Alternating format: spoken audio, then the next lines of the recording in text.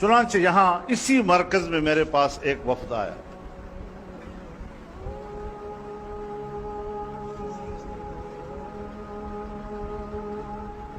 जिसमें पाकिस्तान के चोटी की कारोबारी तबके की क़ियादत भी थी और जिसके अंदर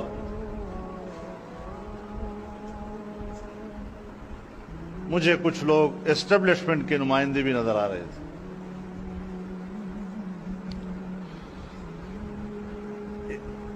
यहां भी मीटिंग हुई और इस्लामाबाद में भी मीटिंगें हुई और ये तकरीबन यही हफ्ते और 10 दिन के अंदर 3-4 मीटिंगें हुई।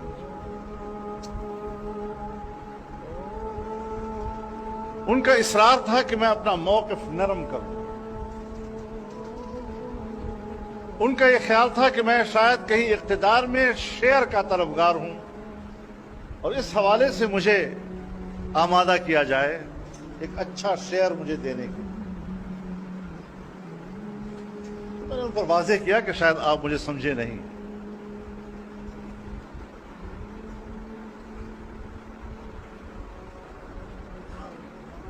इस्लामाबाद में मैंने उनसे कहा कि जिस मकसद के लिए आप तशरीफ लाए हैं, जिस हुकूमत के लिए आप मुझे आमादा कर रहे हैं कि मैं अपना मौक़िफ़ नरम करूं या उनके साथ मामलात में शरीक हो जाऊं, तो मैं आज इस मीटिंग में इस चैप्टर को बंद करता हूं और मैं इस एजेंडे पर शायद आपसे अगली मीटिंग न कर सकूं। मैं माजरत खा हूं। उन तमाम पर कुछ लम्हों के लिए एक सुकूत तारी हुआ और फिर उनके बड़े ने अपना सुकूत कुछ इस तरह तोड़ा कि जी आपने तो बात ही बंद कर दी। मैंने कहा इस मामले में मेरे दो राय नहीं है। अच्छा, तो फिर हम भी एक आखिरी बात आपसे कर देते हैं अगर इजाजत हो। तो मैंने कहा जरूर फरमाइए। तो उन्होंने मुझे कहा कि हम 2-3 सालों से आपकी तकरीरों को नोट कर रहे हैं जो पूरे मुल्क में आप फिर कहते हैं। आप अपनी तकरीरों में 2 बातें करते हैं। एक ये कि ये यहूदी एजेंट है और दूसरा ये कि जंग तहजीबों की है और ये मगरबी तहजीब के नुमाइंदे। तो फिर मुझसे पूछा कि हमने गलत तो नोट नहीं किया। मैंने कहा आपने बिल्कुल सही नोट किया है, मैंने यही 2 बातें। तो उनके बड़े का जवाब था कि आपने दोनों बातें सही कही हैं,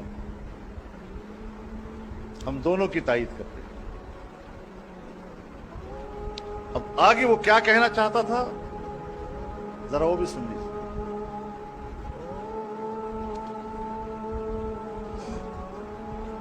कि दुनिया में बहरहाल जंग मईशत की होती है और दुनिया की मईशत यहूदियों के कब्जे में है।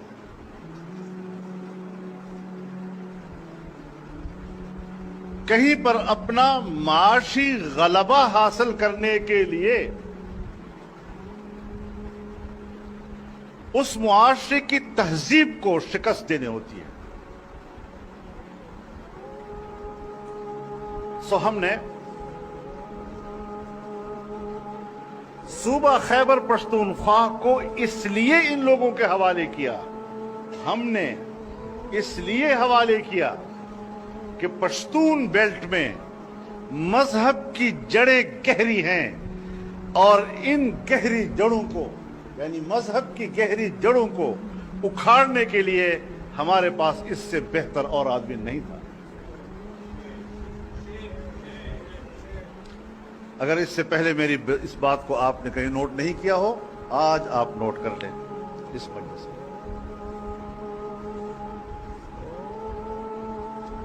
अगली बात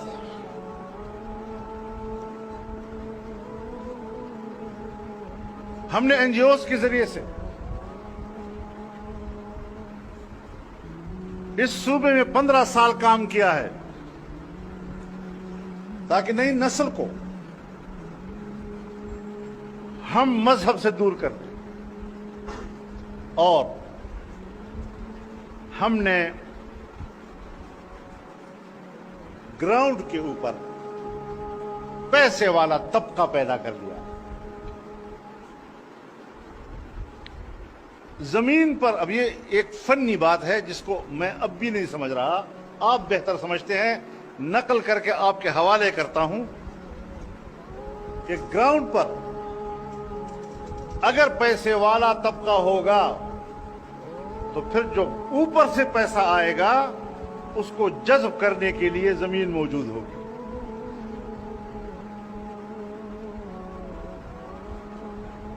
लिहाजा अब बाहर से पैसा आएगा और बहुत ज्यादा पैसा आएगा और गली कूचे तक जाएगा